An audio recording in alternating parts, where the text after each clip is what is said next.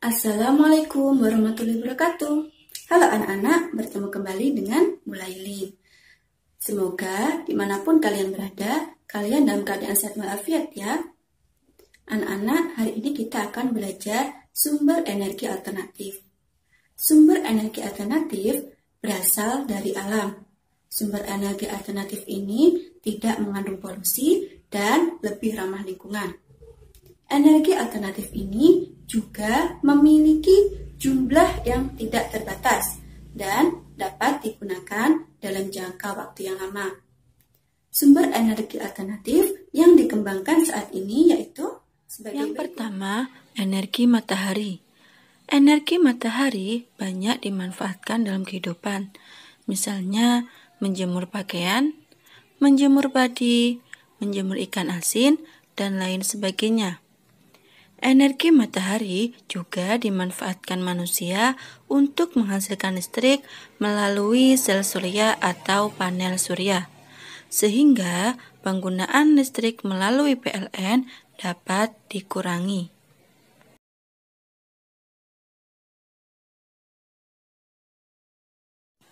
Yang kedua, energi angin. Angin merupakan udara yang bergerak dari daerah bertekanan tinggi ke daerah bertekanan rendah. Energi angin ini memberikan banyak manfaat bagi kehidupan manusia. Salah satunya yaitu menggerakkan kincir angin. Kincir angin mengubah energi angin menjadi energi listrik. Yang ketiga, air. Air yang mengalir dengan deras akan menghasilkan sebuah energi. Nah, energi ini dapat dimanfaatkan untuk pembangkit listrik tenaga air. Pembangkit listrik tenaga air dapat dilakukan dengan cara membendung air di tempat yang tinggi, kemudian dialirkan menurun ke turbin. Gerakan dari turbin dapat menggerakkan generator, sehingga dapat menghasilkan listrik.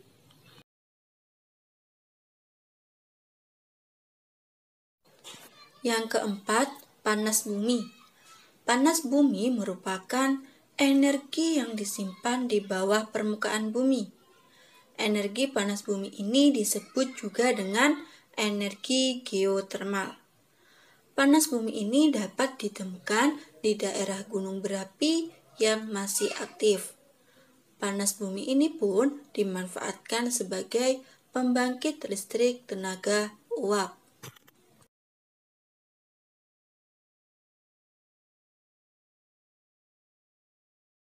Yang kelima, gelombang laut. Gelombang air laut dapat dimanfaatkan sebagai pembangkit listrik. Nah, untuk menghasilkan energi listrik harus memperhatikan aliran masuk dan keluarnya gelombang di dalam ruangan khusus yang menyebabkan terdorongnya udara keluar dan masuk melalui sebuah saluran, sehingga menghasilkan energi listrik.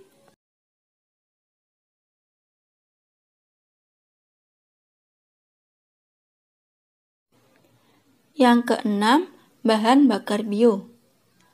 Bahan bakar bio merupakan bahan bakar yang berasal dari makhluk hidup, baik hewan maupun tumbuhan. Bahan bakar bio ada 3. Yang pertama, biodiesel. Biodiesel ini merupakan bahan bakar yang berasal dari bunga matahari, jarak, kelapa sawit, kacang tanah, dan kedelai. Biodiesel dapat digunakan untuk menggantikan solar. Yang kedua yaitu bioetanol. Bioetanol ini berasal dari ubi, jagung, sagu, dan singkong. Bioetanol diciptakan untuk menggantikan bensin atau solar. Yang ketiga yaitu biogas. Biogas ini merupakan bahan bakar yang berasal dari kotoran hewan. Biogas ini dapat dimanfaatkan sebagai bahan bakar pengganti gas LPG.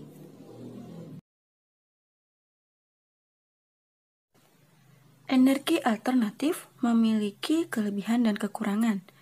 Kelebihan energi alternatif yang pertama, energi alternatif merupakan sumber energi terbarukan, sehingga tidak akan terjadi kelangkaan karena ketersediaannya melimpah. Yang kedua, energi alternatif tidak menghasilkan limbah yang membahayakan lingkungan. Oleh karena itu, disebut sebagai energi ramah lingkungan. Yang ketiga, merupakan sumber energi gratis. Contohnya, sinar matahari, angin, dan air. Selanjutnya yaitu kekurangan energi alternatif. Yang pertama, dibutuhkan biaya besar untuk membangun sarana pemanfaatan energi alternatif, misalnya pembuatan PLTA dan PLTU.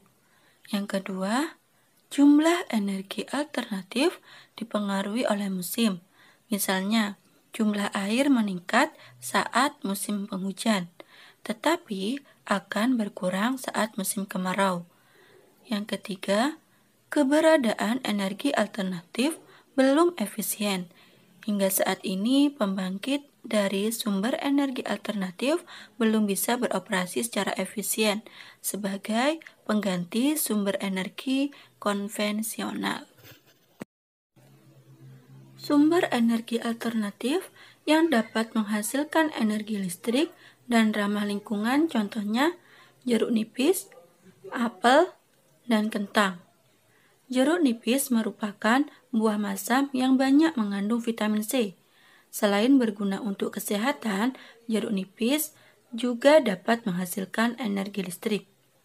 Adanya energi listrik pada jeruk nipis dapat diamati melalui menyalanya lampu LED ketika dihubungkan pada beberapa rangkaian jeruk nipis. Perhatikan percobaan berikut ini.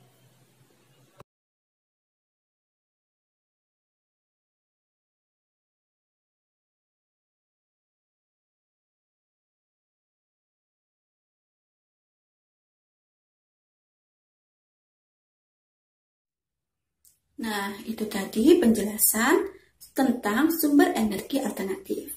Semoga bermanfaat. Sekian dari Ibu Lailin. Wassalamualaikum warahmatullahi wabarakatuh.